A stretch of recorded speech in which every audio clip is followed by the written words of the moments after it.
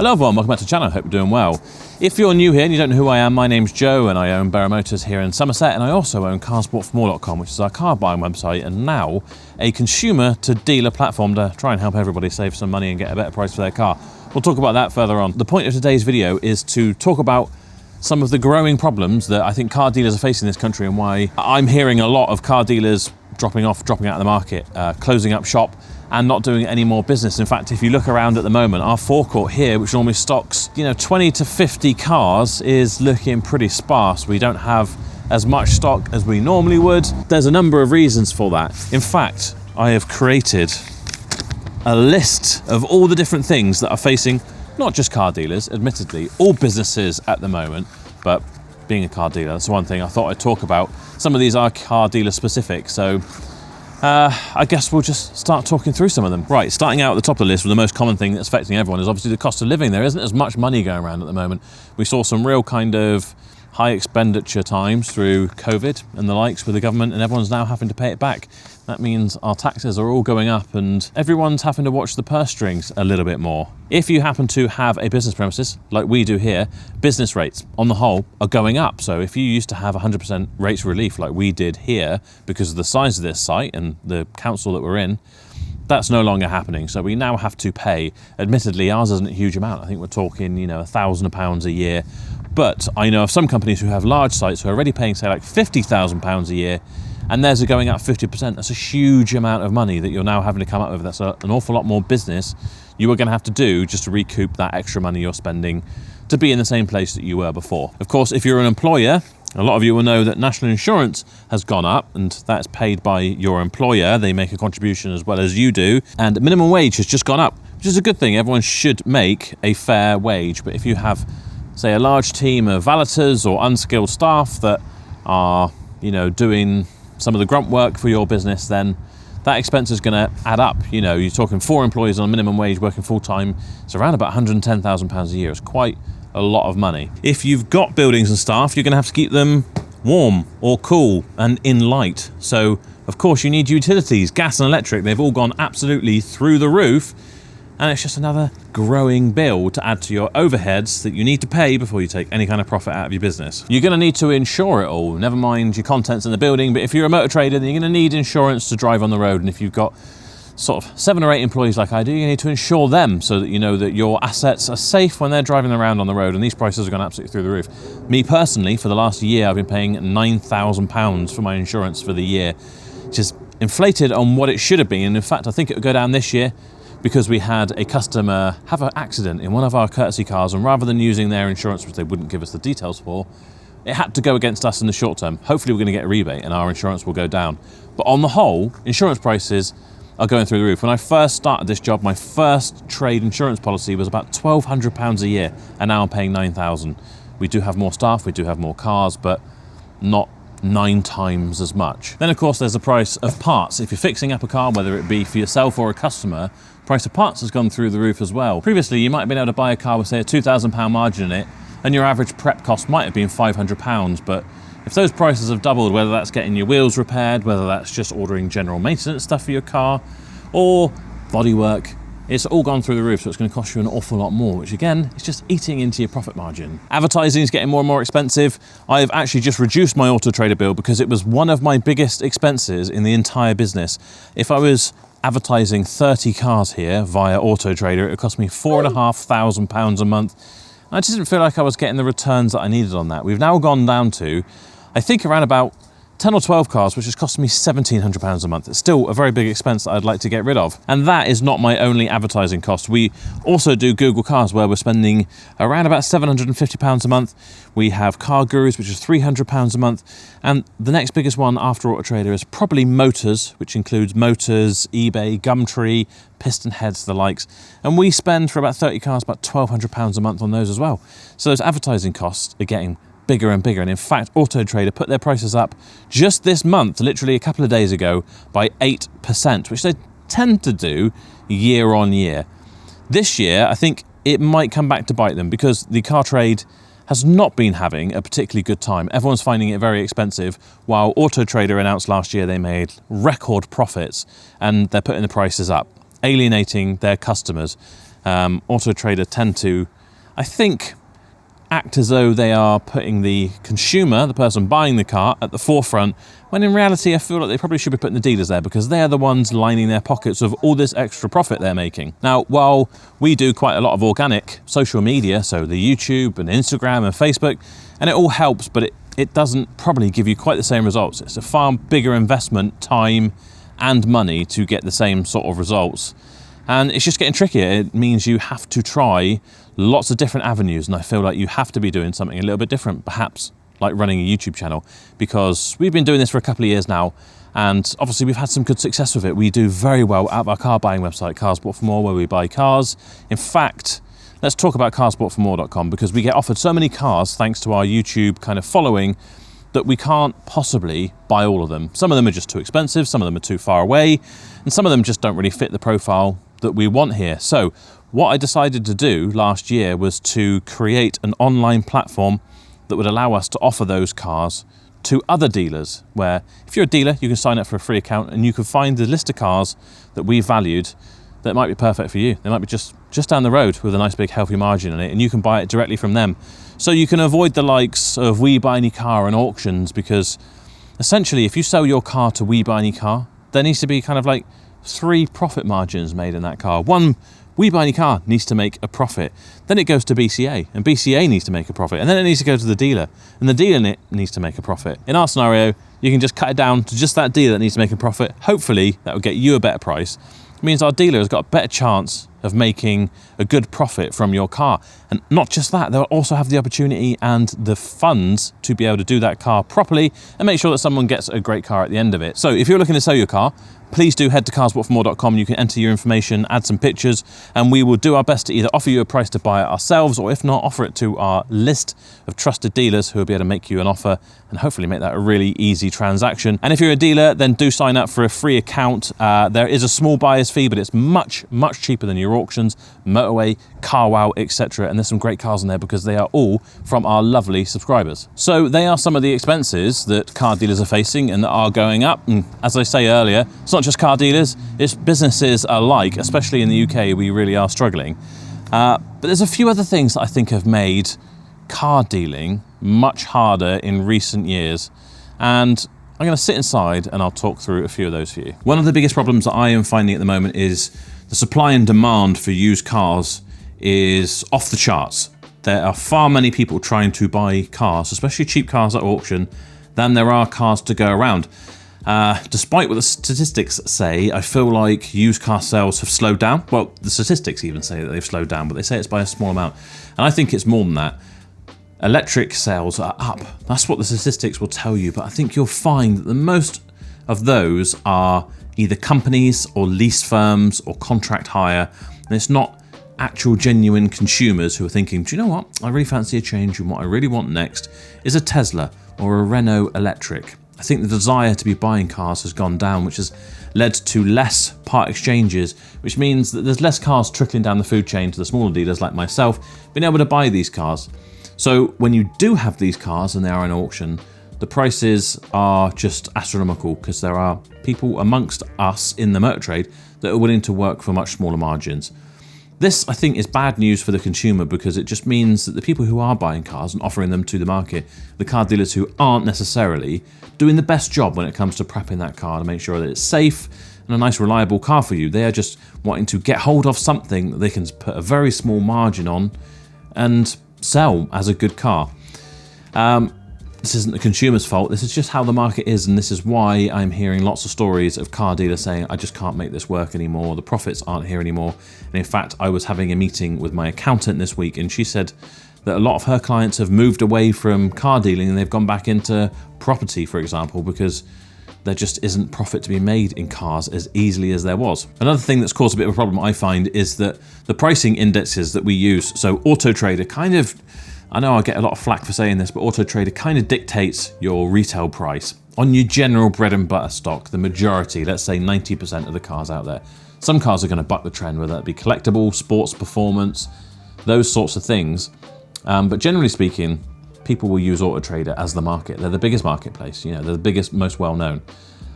The other kind of index that people will use is Cap HPI or Solera or whatever they're called. That is the price that you'll usually see when you go to an auction. They'll give you three prices: Cap Clean, Cap Average, and Cap Below.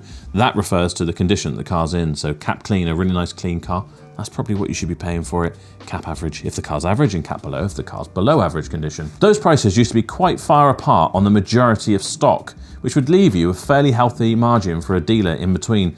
But what's been happening is those cap prices have either been creeping up or the Auto Trader prices have been creeping down, and they're getting closer and closer, which just means that it's much harder to make a profit, basically. You may have been able to go to an auction before and buy a car that said it had a cap clean price of 4,000. You could retail it for 6 once you've done all your preparation and everything taken out of it. But if its cap price is saying it's 5,000 and Auto Trader's still saying 6, you've got £1,000. And that is before you take out all your preparation costs, you know, your MOTs, your paint, your wheels, your servicing, your staff, your overheads, and then your VAT. Because we're selling used cars, we pay VAT on the margin between the price we bought a car for and what we sell it for. And it doesn't take into account what we spent on it. So if we buy a car for 4,000, sell it for 6,000, you're paying 16.67% VAT on that £2,000 difference between what you bought it for and what you sold it for. So you can see how your profits quickly whittle down and why you need to start with quite a decent profit really to be net profitable at the end of the deal. The next big problem that I see car dealers are facing is customer expectations. I don't know what's leading to this, but customers do seem to expect an awful lot more for their money these days. And to be fair, the values of cars have gone up, used cars. But we are facing a lot of problems where customers are expecting a 10-year-old car of 100,000 miles to be perfect, and they expect it to be completely issue-free, no minor little noises whatsoever. They expect no damage on the wheels at all, and they expect the paintwork to be perfect, which is just completely unrealistic for a 10-year-old car that's done 100,000 miles. And again, that eats into your profit margin, because if you've got someone who's really interested in the car, but they expect it to be perfect because they're spending a lot of money, they're just not taking into account the relation between what it was worth new and what it is now. They're just thinking, I'm spending £10,000 and I want this car to be perfect. And it's very hard to talk people around from that. And I don't know if it's just because of the online generation of eBay and Amazon. You know, you kind of click your fingers and you get it now and it's perfect and brand new. If you don't want it, you send it back, which is another problem we have as well. A lot of people want to do distance sales now. If you sell a car to someone at distance, they have the car delivered to them before they come and viewed it on your site. Then you have to give them 2 weeks to make up their mind on whether they really want to keep that car. And for any reason whatsoever, they could decide to return that car to you for no cost whatsoever. They would get all of their money back. And if you don't tell them that, they've got up to a year and 2 weeks to decide that. Again, I can understand there being maybe a 2-week cooling off period, but people need to take responsibility for their actions. Maybe if there wasn't a 2-week cooling off period, people would give it more consideration beforehand. But I think we've lent into this kind of society now where we make decisions now and there's always some kind of get out clause. That's fine as a consumer, that's great, that sounds amazing. But if you're thinking about a small business who's then going to have to foot the bill for all that, you can understand how that could make life quite tricky. Then of course, if you do have problems, the complexity of fixing cars these days is crazy. Cheap cars these days, Kia Picantos, things like that, that used to be a small little 1-litre engine, had a manual gearbox, it had analog clocks. These days it's all digital, it's got Bluetooth, it's got about 20 computers in there controlling all the different things, down to the electric windows and doors. And quite often they need coding, so it's not as simple as just buying a part, putting it in the car and it works. You need to get it coded in by someone, and the prices are just through the roof. Some of these cars have got kind of like laser headlights and they're £5,000. Even a cheap car like a Kia Picanto can have a £1,500 headlight. So if you need to replace one of those, your profit is long gone because you didn't have that in the first place. So in the same sense, as we talked about cost of parts when it comes to preparation, cost of parts and repairs and specialist contractors in order to be able to do things on cars is getting more and more expensive. And not just even more expensive, but just scarce. It might take you a week to track down someone who can do a particular job on a car. You can't go to just any mechanic and garage these days and say, could you work on this car for me? And they say, no problem, it's just a case of tuning up a carburettor, it's the same as any car. You might need a specific set of software now that costs you £5,000, and you need to hunt around for the person who's decided that is a worthwhile investment. So it's not just expensive in terms of finances, but it's expensive in time of resources and time as well. One thing that I face quite a lot is online scrutiny.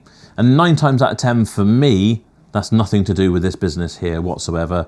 In fact, 95% of the bad reviews that we get online are from people who've just seen me on YouTube and decided that they've taken a distaste to me and will leave me a bad review for having never been to this business. But I think what people don't understand when they do that is it's not just affecting me. In fact, it doesn't affect me a great deal. I find a 1-star review is quite a good opportunity to either highlight the fact that this is false and fake, and to be fair, Google have been pretty good at removing those. But if there has been some disagreement where customers' expectations, like we've said before, have been out of line, you've got the opportunity to put a kind of like sensible and structured reply that explains that. And sometimes I think those 1-star reviews with a sensible reply back are better than having a 5-star review.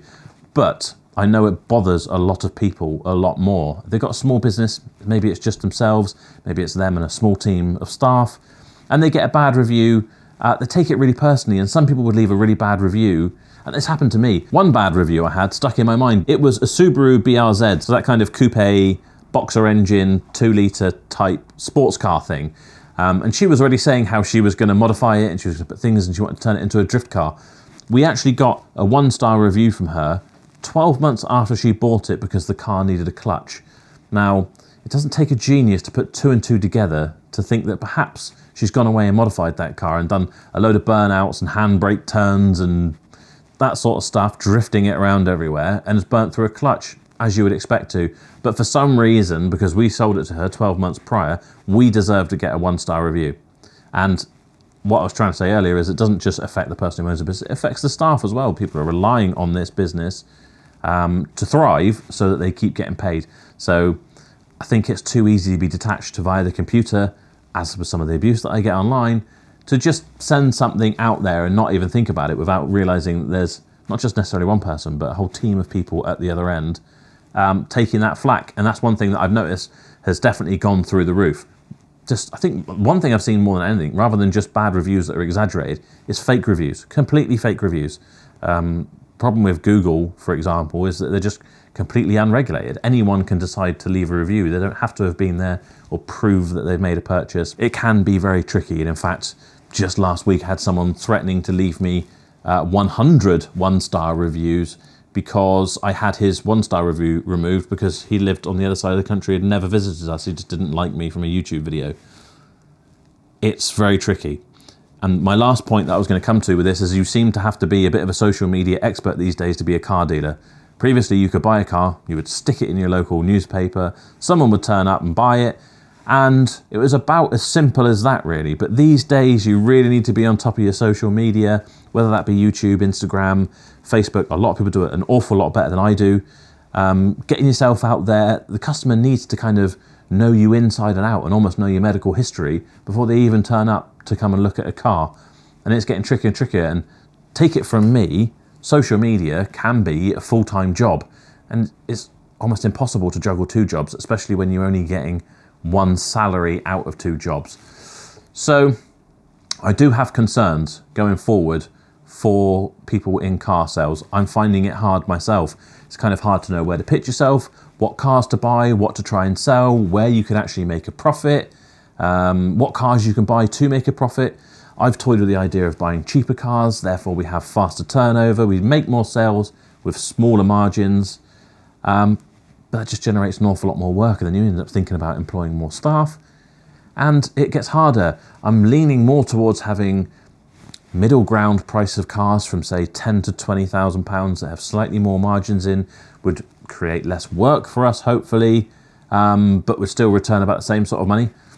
But honestly, I don't know. After about 7 years of doing this, this is undoubtedly the hardest period I've ever experienced, and it is exactly what I'm hearing from all the car dealers that I speak to. I have WhatsApp groups among other car dealers, and everyone is feeling it in one way or another. People are either feeling hugely motivated that they've got a challenge, which I've felt at times for sure, and they're finding new ways of doing things, and others who, perhaps are stuck in their ways and they can't understand what's happening in the car market. And to top it all off, we've probably lost a car sale today thanks to Donald Trump. Now, you wouldn't think that, but since he's introduced his new tariffs in America and it has absolutely tanked the stock market, the gentleman was here looking at a car that he wanted to buy using money that was in his ISA, but he's now been advised you shouldn't take your money out of your ISA because it is a very bad time to do it. Everything is stacked against us. and many, a huge variety of businesses out there. So you all have my sympathy. It's not an easy thing to do. And I wish all of my peers in the motor trade the absolute best of luck and success going forward. But I do think it's going to be a rocky road, and I do think we're going to see a lot of dealers dropping off. In fact, if you've seen some disappear from your local area, let us know in the comments, because I have already. I've seen people disappearing, some people that I thought really had the job nailed down. Sometimes these dealers and dealerships are flying so close to the sun with how they're operating that these kind of setbacks, especially when they pile up, really cause big financial problems. I wish it was better news, but I do have my concerns. Anyway, let me know your thoughts in the comments down below. And of course, if you are looking to sell your car, then please do head to carsportformore.com. Hopefully we can give you the best price you will get offered, and it would really help us out. This is probably going to be the one saving grace for our business, is carsportformore.com. Being able to buy cars from our viewers will hopefully help us control the market, take some of it back from some of these big kind of corporations that are controlling it and charging everyone a premium in the meantime. And of course, if you're a car dealer and you want to buy some of those cars that I can't buy because they're further away or I just haven't got any money left, then it's carsportformore.com/trade. That is it for this video. Thank you so much for watching. I'll see you next time. Bye-bye.